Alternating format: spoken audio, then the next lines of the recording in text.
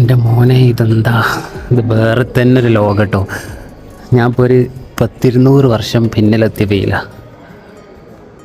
ഇതൊക്കെ നോക്കൂ, ഒരു കാലത്ത് രാജാവ് നിന്ന സ്ഥലങ്ങളായിരിക്കൂലേ. ഇതൊക്കെ അന്നത്തെ കാലത്ത് വരപ്പിച്ചായിരിക്കും. ഇതേതോ ബ്രിട്ടീഷ് ക്വീൻ അലക്സാണ്ട്ര. സത്യാണ് ഈ നാട്ടിൽ വന്ന് ഇവിടെ കൊള്ളടിച്ചിട്ട് ഇപ്പോൾ ഓലെ പിക്ചറൊക്കെ ഇവിടെ ഡിസ്പ്ലേ വെച്ചത്.